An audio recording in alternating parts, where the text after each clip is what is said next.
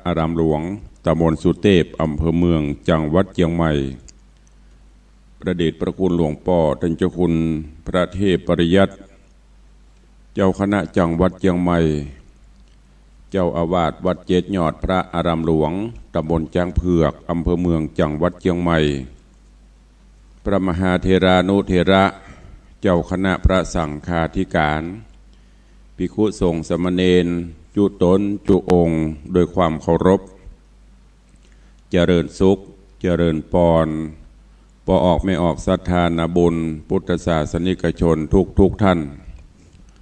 ขอน้อมต้อนรับทุกท่านเข้าสู่รายการมรดกธรรมกำเมืองดังสถานีวิทยุกระจายเสียงวัดฝ่ายหินตำบลสุเทพอำเภอเมืองเชียงใหม่จังหวัดเชียงใหม่สถานีวิทยุวัดหนองกายตำบลสันปะยางอำเภอแม่แตงจังหวัดเชียงใหม่สถานีวิทยุบริการสาธารณะวิทยุ CM77 วิทยุอินเทอร์เน็ตล้านนาสถานีวิทยุพระพุทธศาสนาจังหวัดเชียงรายตลอดจนวิทยุชุมชนเสียงตามสายหอกระจายข่าวตามวัดตามวาตามหมู่บ้านต่างๆที่ได้ร่วมกันลิงสัญญาณถ่ายทอดเสียงธรรมะฮือกับสาธุชนญาติโยมได้จะรับรับฟังกันพร้อมกันนี้ขอเจริญสุขเจริญปอนญาติโยมญาติธรรมที่ได้ติดตามต่างเฟซบุ๊กเฟซไลน์ต่างเว็บไซต์ต่างๆอยู่ในเวลานี้รายการนี้ดำเนินโดยกระดาวกับผมอัตมภาพพระครูวิสิทธิ์ศีลาภรณ์เจ้าคณะตำบลป่าแดดเจ้าอาวาสวัดวังสิงห์คำตำบลป่าแดดอำเภอเมืองเชียงใหม่จังหวัดเชียงใหม่เป็นผู้ดำเนินรายการก็จะได้น้อมนำเอาเสียงธรรมะแบบปืนบ้านล้านนารักษาหีดหอยมรดกธรรมกำเมืองมาเทศนาฮือญาติโยมทั้งหลายได้รับฟังกันบากันวันนี้อากาศสดชื่นแจ่มใสเย็นสบายท้องฟ้าครึ้มหลังจากที่วันก่อนก็ฟ้าฝนทะทังตกลงมาอย่างหนักเหมือนกันก็สร้างความชุ่มช่ำจุ่มเย็นฮือกับโลกมนุษย์คลายฮ้อนหลังจากที่2-3 วันก่อนอยู่ที่ไหนก็เหื่อไหลไข้ย้อยฮ้อนอบอ้าวอย่างที่ได้บอกที่หลวงพ่อวัดเจดีย์หลวงเปิ้นกระดาวไว้ว่าความฮ้อนอบอ้าวจะมาก่อนฝนความลำบากยากจนจะมาก่อนความสุขวันนี้เป็นวันรองสุดท้ายของเดือนที่7แห่งวันพุธก็สิ้นสุดเดือนที่7จะเข้าสู่เดือนที่8เดือนกรกฎาคมก็จะโป้นไปสิงหาคมก็จะเข้ามาแทนการเวลาวันเวลาโป้นไปโดยความรวดเร็วเผลอแป๊บเดียวก็จะเดือนที่8 9 10 11 12แห่ง4 เดือน5 เดือนก็จะสิ้นปีให้หมดอายุเขาก็จะแก่ขึ้นไปแถมเพราะฉะนั้นญาติโยมทั้งหลายตุลุงตลอดจนครูบาอาจารย์ได้เตือนได้นำสิ่งต่างๆมามาอันเป็นการเตือนสติสัมปชัญญะญาติโยมศรัทธาอยู่เสมออย่าได้ประมาทในชีวิตในความเป็นอยู่เนอะอดีตผ่านพ้นไปแก้ไขยังบ่ได้ก็ปล่อยมันเป็นอดีตหรือเพื่อถึงกล่าวไว้ว่าเป็นอดีตการปัจจุบันการคือเวลานี้นับตั้งแต่อย่างวันเนี้ยเป็นปัจจุบันการเวลานี้ที่เราตื่นมาเนี้ยแต่ว่าก็เป็นอดีตไปแล้วเราจะไปแก้ไปไขอย่างก็ไม่ได้เพื่อถึงบอกว่าทำวันนี้เวลานี้ขณะนี้ให้ดีที่สุดส่วนบุญหนึ่งกาบ่ายกาวันพุธกามันเป็นอนาคตการเราจะไปถึงหรือไม่ ก็บ่สามารถที่จะยังหูได้เพราะฉะนั้นอย่าประมาทเน้อสร้างกุศลคุณงามความดีอย่างวันเนี้ยเราตื่นขึ้นมาแล้วยังมีลมหายใจโซ่ก็ถือว่าบุญบารมีเรายังมีอยู่ก็ต้องคิดที่จะทำอะไรอย่างที่เป็นสิ่งที่ดีมีสาระมีประโยชน์นะแก่ตนเองแก่ครอบครัวแก่ประเทศชาติพระศาสนาแก่บ้านแก่จองเสียสละประโยชน์ส่วนตนเพื่อประโยชน์ส่วนรวมไม่ใช่ว่าแต่ว่าขายครัวได้กำไรมา500วันนี้จะต้องปั่นขึ้นมาได้ปั่นต้องปั่นถ้ามันเป็นไปได้ก็ดีแต่ถ้ามันเป็นไปไม่ได้เขาก็จะมาเครียดธรรมะก็ต้องหาเวลาจะได้ดีแต่ว่าผิดพลาดอย่างไปพ่องวันนี้ก็แก้ไขปรับปรุงเพื่อมันดีขึ้นไม่ใช่แต่ว่ามองอีวันนี้หายเหลือแต่ว่าอันนี้ถ้าเป็นไปกล้าขายเพราะว่าปูตื่นการเป็นอยู่หน้าที่กิจการกิจวัตรต่างๆบอกว่าจะเป็นพระเจ้าพระสงฆ์องค์เนนบอกว่าจะเป็นข้าราชการบอกว่าจะเป็นศรัทธาประชาชนหรือภัยก็ตามต้องจ้างกันระหว่างความดีกับความบดีแต่ว่าเขาทำดีพอแล้วหรือยังวันนี้ขาดอะไรอย่างไปเขาก็เติมเสริมขึ้นไปถ้าจมปลักอยู่ที่เก่าอนาคตก็ไม่ต้องไปหวังว่าจะเจริญรุ่งเรืองมีแต่หายนะมีแต่ความที่เราจะทุกข์จะยากไปฉะนั้นฝากไว้กับทุกท่านได้คิดพิจารณาใจในการดำเนินชีวิตประจำวันวันนี้ก็มาฟังกันต่อในเรื่องของพระธรรมเทศนาปื้นเมืองเหนือเรื่องหมูหินก็ดังที่ได้แจ้งฮื้อสาธุชนทั้งหลายเนอะเพราะว่ารายการที่ตุลุงดำเนินอยู่บางวันเปิ่นก็ลิงก์สัญญาณไปทั่วภาคเหนือบางปกติประจำแต่เฮาก็อยู่ 3-4 สถานีนี้โดยมีแม่ข่ายลับคือสถานีวิทยุวัดฝ่ายหิน FM 104.50 เมกะเฮิรตซ์เป็นหลักแล้วก็ยิงสัญญาณไปที่วัดหนองกายยิงสัญญาณไปที่ CM77 ภาคค่ำก็ที่วัดที่สถานีพระพุทธศาสนาวัดพระแก้วเชียงไฮ้อันนี้เป็นประจำทุกวันแต่ในช่วงวันพุธและวันเสาร์ก็จะมีการลิงก์สัญญาณไปสู่คลื่นวิทยุสีขาวเพื่อเจ้าประชาแถมหลายคลื่นอยู่ตั้งแต่น่านเป็นต้นมาจนถึงเชียงใหม่เฮาเพราะฉะนั้นตุลุงก็จำเป็นต้องสลับสับเปลี่ยนทำหมู่หินนี้ก็จะอยู่วันจันทร์อาการพัดสุกติดเนี่ยมันสลับเว้นวันข้ามวันเนอะมันถึงจะได้ปฏิปต่อกันนะแต่จะได้ก็พยายามจดจำเอาส่วนวันพุธและวันเสาร์ก็จะเป็นทำก้อมทำเรื่องเดียวจบพ่องหรือว่าสองเตื้อพ่องจะรับสับเปลี่ยนกันไปในช่วงบ่ายของวันพฤหัสอย่างวันนี้วันพัดวันศุกร์บ่ายโมงถึงบ่ายสองก็ต้องดำเนินรายการที่สถานี96วัดดอยสุเทพวันเสาร์วันติดเวลา5โมงถึง6โมงก็รายการนานาสาระสปะสปันที่คลื่น96เพราะฉะนั้นก็มีการสลับซับไปบางเตื้อก็อาจจะหลงลืมไปพองเนอะอย่างหมู่หินนี่บางเตื้อก็ตึกไหนไปตึกไหนต้องก่อนจะเตะก็ต้องเอามาเรียบเอามาทวนแล้วก็สรุปให้ญาติโยมทั้งหลายได้รับฟังอย่างในตอนที่แล้วหรือว่าในผูกที่แล้วอันเป็นผูกทวนที่4ก็กำลังมาถึงตอนที่ป่อพญาพรหมทัตราชาหลังจากที่ได้หูได้หันแหวนที่ได้มอบให้จันตะเทวีไว้ก็หูได้ว่าโอ้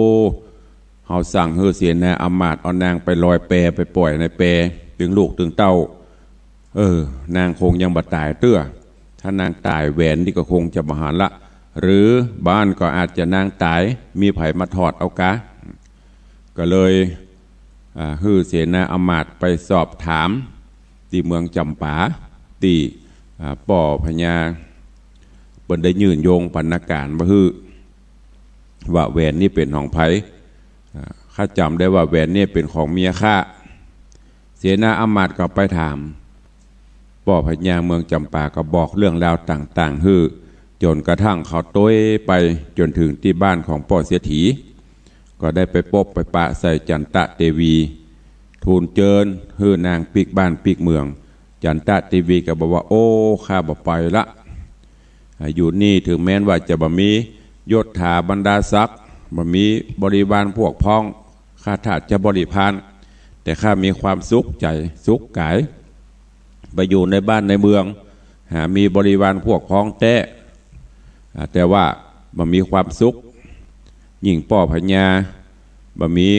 ความเป็นธรรมบ่ใจทศพิษราชธรรมปกครองบ้านด้วยอำนาจตัวเก่า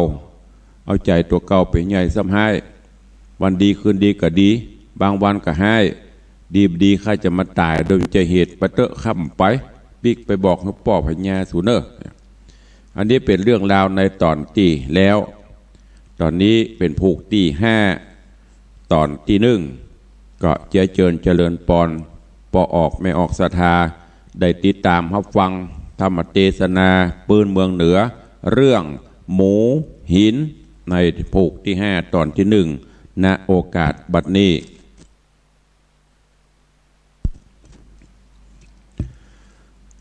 นะโมตัสสะภะคะวะโตอะระหะโตสัมมาสัมพุทธัสสะสัทธะโวโดราสัพปุริสะตั้งหลายนิยายนิจักกล่าวถึงพญาเจ้าปาราณสีการได้หูตีอยู่เตวีนอท้ายยินโศกไม่ขะนิ่งหาอย่างตั้งสองบุตตานอนเนาจริงฮืออำมาตเก้าดาแต่งเข้านำอาหารเครื่องครัวตานทุกสิ่งเพื่อจักไปตัวหาเมียมิ่งเตวีกันเสนาดีแต่งแล้วเต้าตนเกียวก็ขี่จ้างนำไปถึงโค้งข้าใส่แม่กวางก็ลงจากจางหือขอขอดเอาของหอดในหือก็ส่องก็ล่องมือใจใจนับว่าได้หลายวันจริงเถิงเติงยังเขตห้องประเทศตอ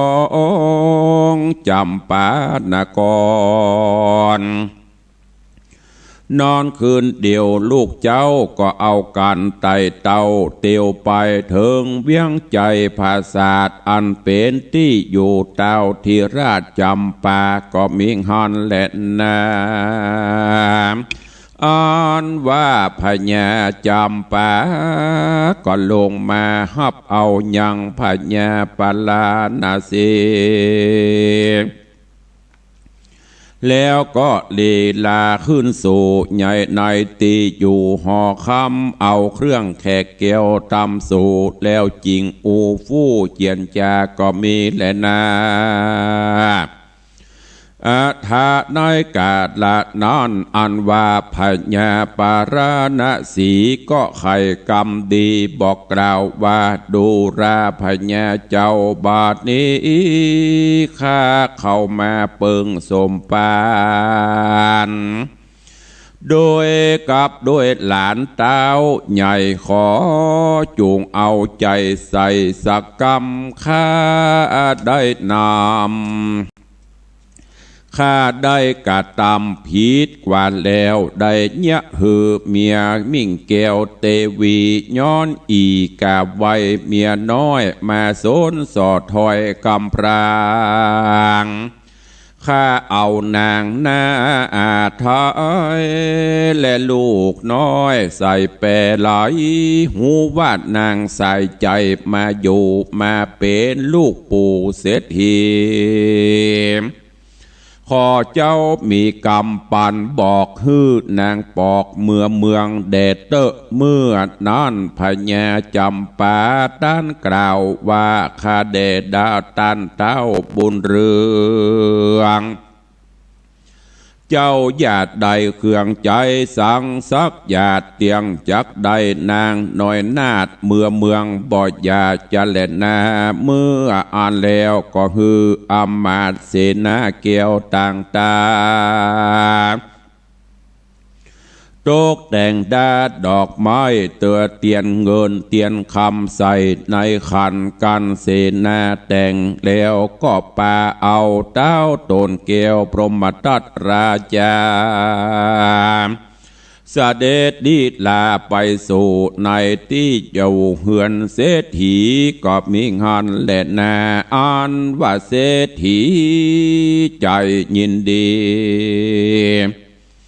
ฟ้าวฟังเสียงตีกั้งหนักแน่หาปูยามาตังแป่งตีนั่งตันใจเหือปอดไหลย้อยนาเหตุเจ้าฟ้ามาหาอันวาดนางกัญญาข้าเก่าได้หันนางนอนเดาเตวีก็มีโศกาฮอนไม่โอดบ่ได้กอดดินนางลำวอนครางร้องหายเหตุหักนางนาไทยแม่เตวีก็มีแลนาเมื่อนานพระญาจำปาโตนเป็นเจ้าจริงกล่าวแก่นอดเนาจันตะเตวีว่าดูราชมชะลีผู้งามอาจบัดนี้ผัวหักราชมาตุยหาเพื่อขอนางพระญาคืนสู่ไปอยู่ห้องปุรีขออย่าเคืองขีโคดกลาขออย่าโค่นกว่ากำลังเยี่ยวว่าเป็นกำตอบใส่โหนหอนให้จ้างหุมดีลุนและนางเฮยนายปางก่อนพญาเจ้าเอานางนอนเนาใส่แปรลอยเหตุอีกาไว้ใจบาปกับอำมาตย์สองคนเข้ามาอยู่โสนสอเต้าใจหม้อเอากรรมบัดนี้อีอาธรรมใจเศร้าพญาเจ้าก็ได้เอาใส่แปรลอยส่วนอ้ำมาดในสองเท่าก็ตายเข้าสงครามขอนางงามนอดเนาอย่าได้ละพญาเจ้ามองได้แดดเตอะนาเมื่อนานนางจันตะเตวีนาถไทยก็น้อมไว้เต้าใหญ่จำปาว่าข้าแด่มหาราชเจ้าข้านี้โศกเศร้านักหนา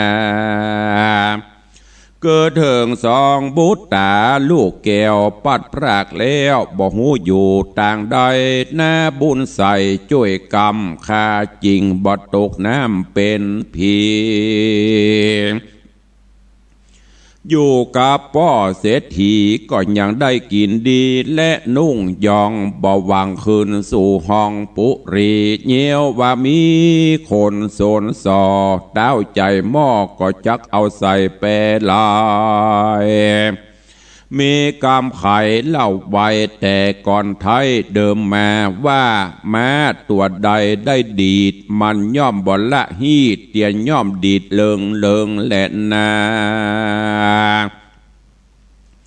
อ่านว่าพญาพรหมทัตโตนใหญ่ก็ลวดปากบ่ได้สักกรรมพญาจำปาแถมเล่าบ่หูกล่าวกรรมได้เหือปอดไหลปอเหือปอดไหลใครปอในหน้าเต้าใหญ่ยูยีเมื่อนั้นพญาจำปานอดเต้าจริงใครกล่าวกรรมดี ว่าดูราจันตะเทวีหนุ่มเนาเฮาเป็นเจ้าจักคำอาสาบ่ฮือพญากะตำดังเก่าแม่นพญาเจ้าบ่ยินดียินฟังเฮาจักเวนปานเมืองใหญ่ฮื้อนางนาไทยเทวีแล้วจักเอาเสนาดีและอำมาตย์ไปมาดาวที่ราชใส่แปรไหลการฝืดใจกำเก่าพญาพเจ้าว่าบ่เอาเป็นยาความโศกาโศกเศร้าเป็นไฟเอาหัวใจโกธาในโคดกล้าเป็นเครื่องงาตัวคิงขอนางยิงอย่าเกียดอย่าสมเสียดคนได้จูงปอกไปสู่ห้องปะเตตองปราณสีกรรมสอนมีแต่เก้าเจนปู่เท่ากล่าวกันมาว่าอาสามาเกยขี่แม่นหูทีหักดีลายมาผีพรายเกยเต้นเอาค้อนแซ่เล่นหากดีมาและนางเฮยว่าอันตีนานเศรษฐีก็กล่าวว่าดีและเจ้ากันพญาเจ้าจักขามเข้าอาสาข้าก็จักไปปลาเมืองใหญ่เพื่ออยู่กับนอไทยเทวีจะเละว่าอันเมื่อนานนางจันตะเทวีก็ไขกำดีตันต่อว่ากันป้อและแม่จักไป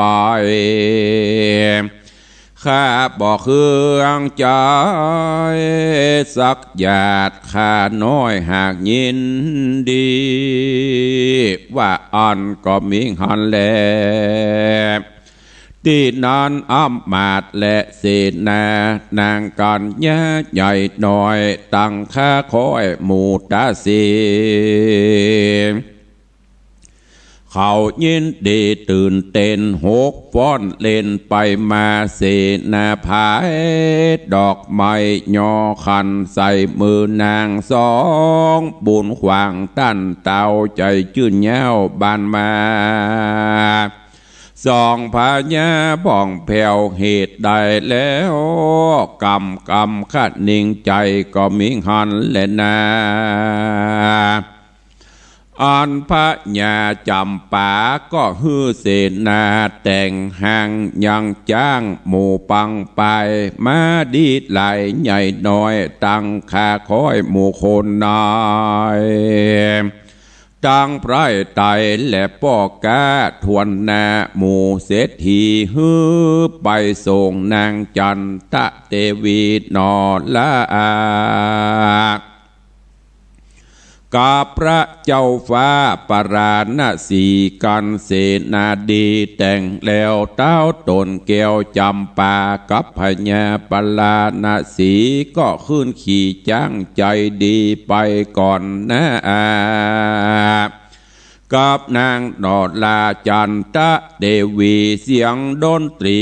มีกองนันตัวต้องเวียงใจเสียงนั้นไปบอดยังต่อเต้าฝั่งโกงกาอันพญาจำปาก็มาสั่งอำลาพญาปราณสีต้นใหญ่แล้วก็เอาไพรและเสนาปอกขึ้นมาสู่ยังตีอยู่แห่งตนก็มิหันและนาอันว่าพระญาปราณสีตนเอกอังก็ฮือเสนาจ้างเมื่อตังป่าเหลือนั่นกว่าตังฮือก็ภายเมื่อจะใจนับบัดใดหลายวันก็ถึงเติงยังตากวางประเดตังปราณสีเต้าก็ฮือเศรษฐีสองปูแย่ขึ้นขี่ม้าตัวองค์อาจฮือนางน้อยนาเทวีข ขี้จ้างแก้วเต้าก็คืนจางแล้วออกนำตั้งหมู่ขุนนางเห็นแห่พร้อมตุกเง่มักกาได้ตั้งมาถึงหอดเวียงแก้วยอดปาลาคนนำนะฮับตอนตั้งปีน้องบงสารายการมาบอกขาดเปื่อใครหัน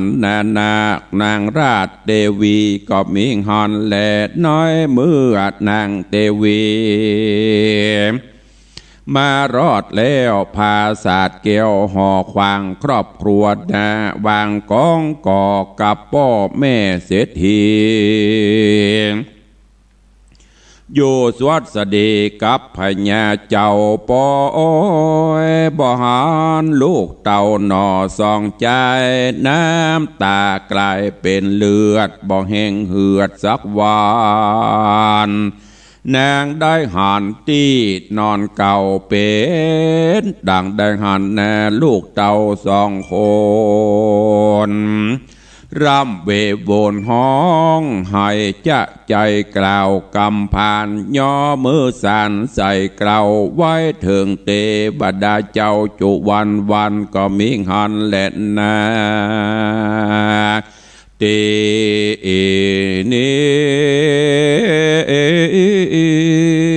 จากวันนา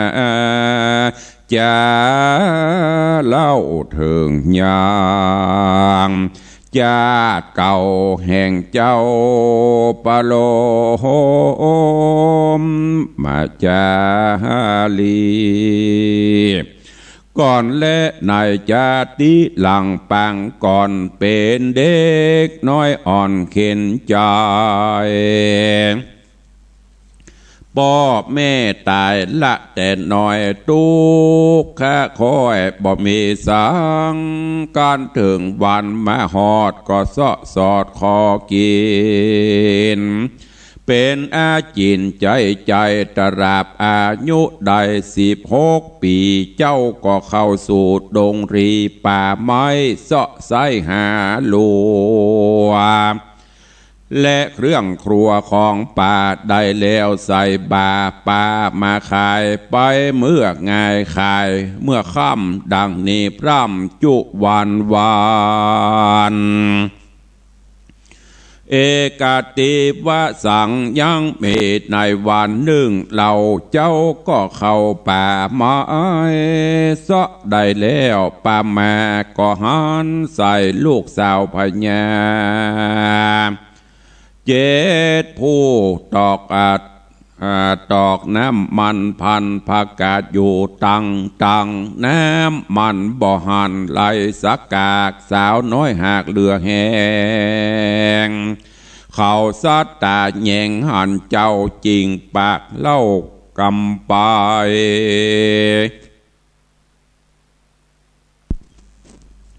ว่าดูลาตุกตาเองไอ้ใจนี่หาคนแหงตีนมือแข็งขนาดกันเจ้าตอกหากยักไหลตูจักเอาไปปูจาธาตุเจ้าเจดีตูมีโจตนานักตูมีใจ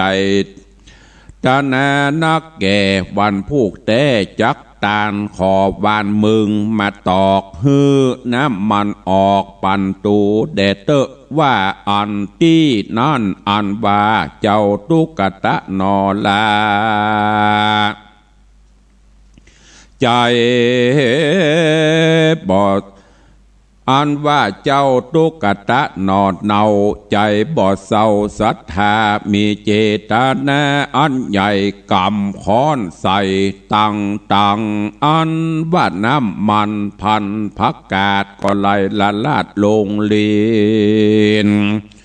ตกใส่หม้อดินอันใหญ่เป็นปอเต็มไข่ดีลีตีนั่นนางผู้เก้าจริงบอกแกน้องเนา6 นาง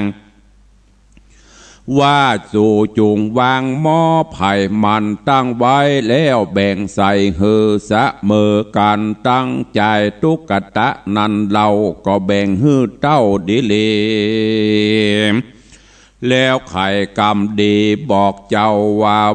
วันพูกนี้เราเป็นวันเดือนเป่งศีลอาจเจ้าจูงเอาน้ำมันผักกาดไปตามปูจา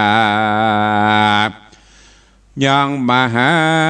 เจดีย์ธาตุใหญ่เตียงจักใดสะบวยบุญฮือเป็นทุนไปนาเถิงแผ่นฟ้าและเนรปานว่าอ่านตีนอนใจตุกตะก็กล่าวว่าดูลานางนอดไทย ข้านี้ตุกยากไรเหลือผ่านเสื้อผ้าขานพื้นใหม่ก็หาบดใดสักอ่านจักเอาน้ำมันไปปูจาธาตุขานี้หากได้ตาสูจุงกุลแนเอากว่าตันต่างข้าตาคนใจ ตานแล้วภายบุญแผ่แบ่งบุญแก่คนใจแดดเตอะว่าอันตีนอนนาเจ็ดนางลูกเต่าก็กล่าวว่าดีดีและเจ้าแล้วก็เอากันไปสู่ที่อยู่แห่งตนก็มิหันและนาอันว่าเจ็ดนางปีดองกันไปลอดห้องหอคำก็เอากันกัดตำโดยรีบยังประทีปตีนกาตั้งเครื่องปูจาหลายหลากตั้งเข้าปิ่นที่บาทและอาหารแล้วเข้าไปสู่ส่วนอุญญาณกว้างใหญ่มีดอยไม้เจือจานนางนงครานผู้ปี้มีใจกรี้เล่งแยงเด็ดเอาดอกลิลัวแดงมาได้นางทวนสองหันใส่ยินดีซอดถ้ามีลำมอกยิงเด็ดเอาดอกเป่างามนางทวนสามเล่งทีเด็ดเอาดอกบัวกรีข้าวซอยยอดนงใบทวนสีนันไซเด็ดเอาได้อย่างดอกจำปี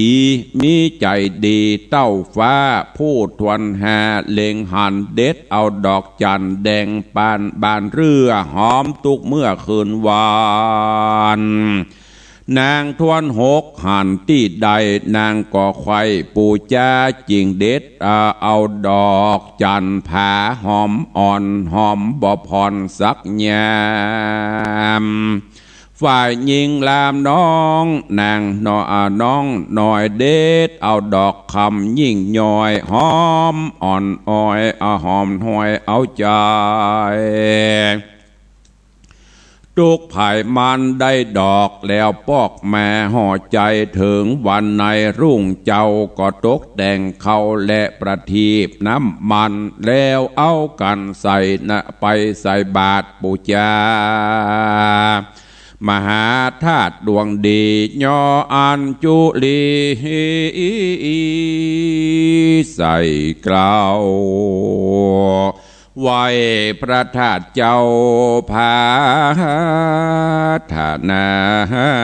เอาว่าโดยเตจาบุญนิสัยขอฮือข้าได้ถึงเนตรปานเดดเตอว่าอันจุคนแล้วก็ยอกุศลภายแผ่ฮือแก่ใจตุกตะว่าขอพละบุญโปกห่มฮือได้โป้นจากตังพานขอฮือถึงนิพพานเวียงเกี่ยวกันแผ่บุญแล้วก็ลวดคืนมาก็มิหันเล่นนาเนติตังขีญาสังวันนาจากห้องเหตุธรรมเทศนาเรื่องหมูหินผูกทวนที่5ตอนที่1ก็บังโกม สมเรศสเดชวันนี้ก็ได้ฟังธรรมเทศนาหมูหินจบปริปุณนังไปแถมในผูกทวนที่5ตอนที่1เรื่องราวในตอนนี้ซึ่งขณะนี้แม่พญาจันตะเทวีได้ปิกได้กลับสู่บ้านสู่เมืองปราณสีหลังจากที่ป่อพญาปราณสีได้สั่งให้เอาไปปล่อยพร้อมกับลูกน้อย2 คนได้ปัดได้พรากกันไปจนกระทั่งไปพบไปปะพ่อเสียทีพูดตกอับตกผานได้นำปลามาเป็นลูกเป็นเต้าลูกบุญธรรมอยู่ด้วยกันโดยความสุขบ้านหวั่นใจจนกระทั่งวันหนึ่งความเดือดร้อนมาถึงก็ฮือ นางก็ทอดเอาแหวนทำรงแหวนที่ซุบมือนางจากในหัวในวังมาละฮือป่อเสียทีไปเสาะขายจนป่อเสียทีเอาไปขายฮือป่อพญาเมืองจำปาป่อพญาเมืองจำปาก็รับซื้อเอาไว้โดยมอบคืนซึ่งตำแหน่งหรือว่าลาภสักการะยศถาเงินทองทรัพย์สิ่งของต่างๆคือเสียทีได้ปิกมาเป็นอภิมหาเสียทีตามเดิม แล้วพญาเมืองจำปาก็ส่งปรรณการไปขอลูกสาวของป่อพญาเมืองปราณสีเพื่อที่จะไปมั่นไปหมายไว้โดยมีแหวนที่ซื้อที่แรกเอากับป่อเสียทีเท่าเสียทีผ่านเนี่ยพญาปราณสีหันใส่แหวนก็ฮู้ว่าอันนี้เป็นแหวนที่เคยพระราชทานให้เมียก็คือจันตะเทวีพอหันแหวนปบน้ำตาตกพึกเกิดล่ะโอ้อันนี้แหวนเฮาเคยให้เมียเฮาเลยยังอยู่นี่แสดงว่าเมียเฮายังเป็นอย่างเตื้อโหดขึ้นมาฮื้อกับนางกาไวแหมก็เลยสั่งฮื้อไปจัดการกาไวใส่แปรไหลน้ำไปอันนี้เล่าย้อนหลังให้ฟังนะจนกระทั่งอยู่มาวันหนึ่งใจเสนามาไปเสาะก็ฮู้ว่าจันตะเทวียังมีชีวิตอยู่ป่อพญาปราณสีก็เลยสั่งฮื้อห้างจ้างห้างม้าแล้วก็ปากันมาสู่ยังเมืองจำปาขอเปิดปารมีธรรมป่อพญาเมืองจำปาฮื้อไปช่วยช่วยกล่อมฮื้อนางจันตะเทวีตัวพอมาถึงก็ ปากันไปสู่ยังบ้านป่อเสียทีโอ้หมู่อันเจนาอมาตย์หันใส่จันตะเทวีปากันลุ่มเข้าไปกราบตีนไปถวายก้มกราบความปราบปลื้มปิติได้หันเจ้านายด้วยแล้วก็จากนั้นก็อู้จากันพอประมาณพอควรป่อพญาปราณสีก็ขึ้นจวนมเหสีเมียตัวเก่าเนี่ยปิกบ้านปิกเมืองโอ้มเหสีก็ได้ทีโอ้ข้าบ่ไปละที่กล่าวไปแต่ต้นอยู่เนี่ยม่วนอกม่วนใจบ่มียศถาบรรดาศักดิ์บ่มีแง่งบ่มีหยังมาเต็มหัวเต็มบ่าเต็มหน้าอกยกออกมดสบายลงเรื่องเบาวิวอยู่กันไปกินกันไปตามภาษาพี่น้องบ้านนอกบ้านนาอีม่วนปะเตอะดีบดีปีกไปแหมบันดีคืนดีมีไผ่มาโซนมาสอบมาฟ้องป่อพญาก็จะเอาฆ่าไปฆ่าเอาฆ่าปลาไหลแปรไหลน้ำแหมเหมาะจะตุกซ้ำปอสองแหมโอ้พญาปราณสีดิงกันนิสะอึกกะตันตึกโอ้กูจะเนี้ยจะได้ป่อพญาก็เลยดักไปกรรมซ้ำได้ทีจันตะเทวีก็เลยโอ้ปนถึงบากกำเมืองกำโบราณปฏิบัติม้ามันเคยดีดจะได้มันก็ดึงดีด พญาจำปาได้ยินก็เลยอ่อมโอ้แม่พญาเหยอันม้าตัวใดที่มันเคยดีดเคยกาถ้ามันโดนไม่แซ่เคี่ยนตลอดมันก็สามารถกำราบได้โลคล้ายๆอย่างว่าโอ้คะแนนปราบไปเถอะบ่มันมาดึงสยบช่วยกันช่วยกันจาช่วยกันอ่อมจนสุดท้ายแม่พญา จันทะเทวีก็ยอมฮับขันจะปิก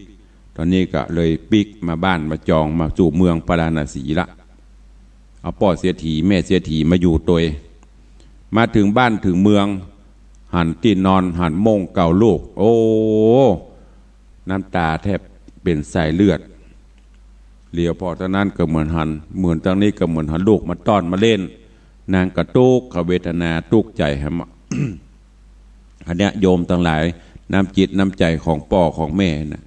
อย่างลูกเขาจากไปเนาะไปหันหูบกาไปหันอันนั้นอันนี้กาที่เป็นของเขาเกยใจนะ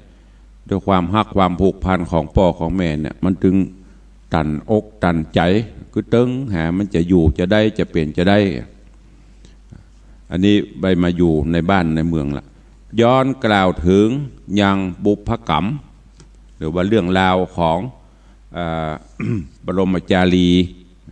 อันนี้ก็เดี๋ยววันพุธจะเล่าต่อให้ฟังเนอะก่อนที่เราจะได้มาปฏิบัติต่อกันก็ ว่าบุพกรรมหรือว่าในอดีตชาติของบรมจารีโพธิสัตว์เจ้าลูกของจันทะเทวีเรื่องราวในนั้นจะเป็นจะใดก็จะเอามาเล่าต่อสรุปให้ฟังวันพุธเพื่อที่จะได้ปฏิบัติต่อเรื่องราวในตอนต่อไปวันนี้อู้ไปเหลียวพอเวลาก็ใกล้จะหมดหมดเวลาบุยแล้วป๊อปแป๊บก็เดี๋ยวก็จะ7 โมงแล้วเนาะก็ขอเวลาใต้รายการกับญาติโยมศรัทธานาบุญเฮาเพื่อที่จะได้ได้เอ่ยหน้าไม้ได้ได้จากันหน้าไม้กับญาติโยมศรัทธาเฮาเนอะ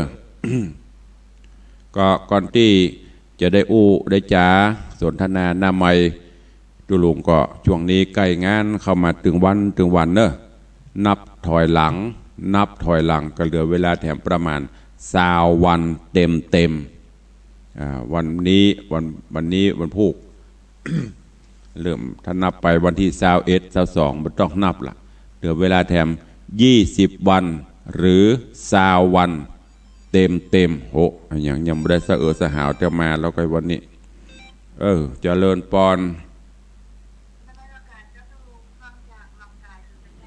เดี๋ยวก่อนเนอะเปลี่ยนเนอะตุลุงอยู่เนอะยังไม่ได้เปิดหน้าใหม่รอสักกำมีอย่างว่ามาเลยต้องแจ้งไปที่สถานีหนองกายเนอะตุลุงจัดอย่างเดียวเพราะสถานีไม่ได้อยู่ที่นี่ถ้าสัญญาณไม่ชัดโทรเข้าปฏิวัติหนองกายเนอะสาธุถ้าหนองกายก็แจ้งเข้าปฏิวัติหนองกายเนอะเสียงมันตะกุกตะกากเนอะเจ้าหน้าที่สถานีวัดหนองกายไม่รู้มันเป็นอะไรโยมแจ้งมาสถานีวัดหนองกายเพิ่นฟังจากหนองกายก็แจ้งผ่านไปทางดีเจเนอะดีเจแล้วแจ้งช่างเทคนิคใช้ดีเจสูมาแต่ถ้ามันโทรศัพท์ปึ๊กแล้วมันงงไปหมดเลยดีแล้วขอบคุณเนอะคุณโยมเนอะที่แจ้งเข้ามาขอบคุณตัวเองจะอย่างก็ลืมไปละ มันบ่มีสลิปนะนึกขึ้นมาเรื่องงานในวันศุกร์ที่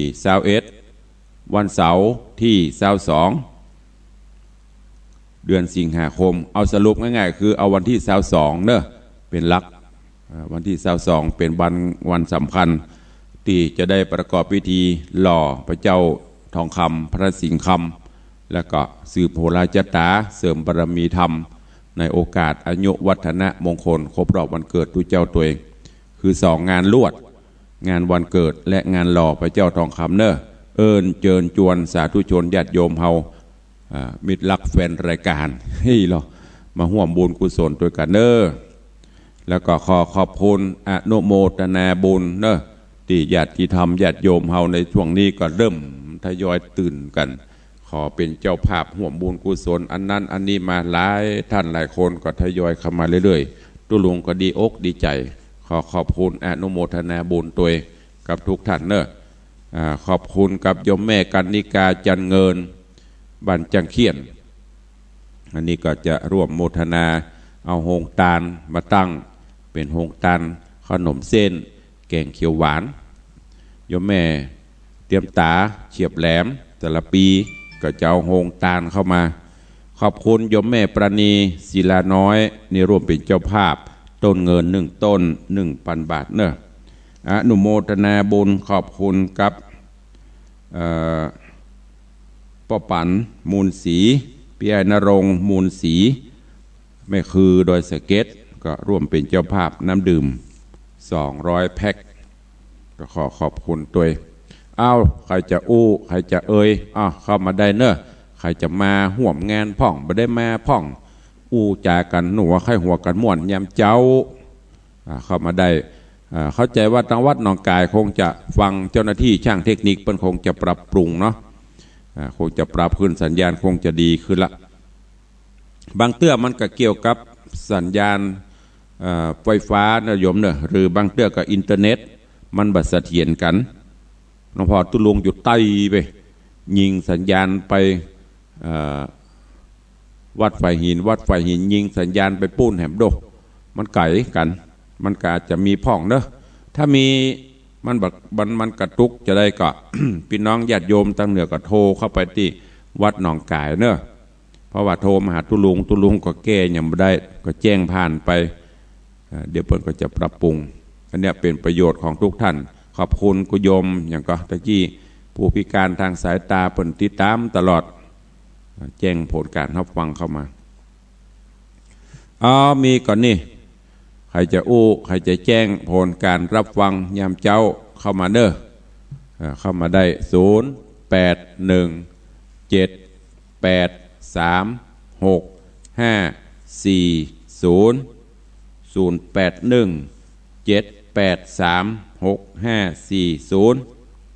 ขอบคุณกับแม่สปันตันดิกุลตัวเนอพร้อมคณะลูกหลานตันเต้ามันมีคุณโยมธีรชัดคุณโยมทิติรัตน์คุณโยมวรพลตันดิกุลนี่ก็ร่วมเป็นเจ้าภาพน้ำดื่มหมดกันประมาณ50-60 แพ็คเป็นแจ้งความประสงค์ไว้ โอ้โหดักปิ้งบินบ่อยเนาะ หายไปขอบคุณกับป่อไพบุญแม่เจริญปกปิงเมืองเนอะตะวานี่เปิ้นโทรแจ้งเข้ามากำแล้วก็ขอบคุณเอาดอกอัญชันมาฮื้อตัวอันนี้ก็จะฮื้อทางไฟน้ำเปิ้นเอาไปแป่งเนอะเจริญปอน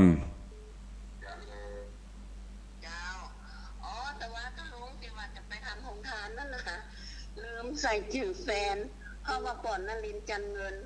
กับแม่กนิกาจันเงินเจ้าเด็กชายนรินทร์เนาะก่อนนรินทร์จันเงินเจ้าพ่อนรินทร์จันเงินเจริญปอนขอบคุณนะแม่เนอะสาธุแม่ไปฟังดาววิทยุเสียงมันย้อนเข้ามาตุ้ลุงขออนุญาตปิดกับลีวิทยุตัวแม่จำนงว่าได้ฟังอยู่ในเจ้า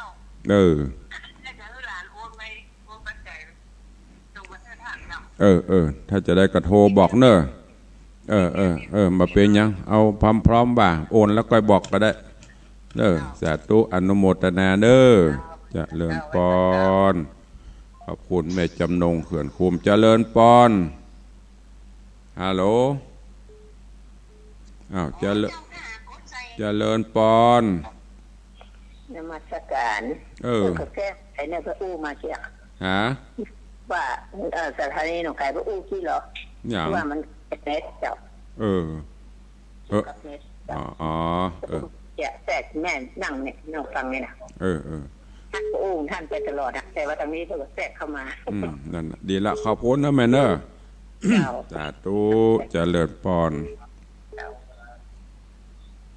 เจริญปอนไม่เท่าบังเอิญเจ้าพังอยู่นะไม่ใช่ฟังนะพังอยู่ไปพังหาเปิ้นยี่หยางฟังกะไปพังหาเปิ้นจะได้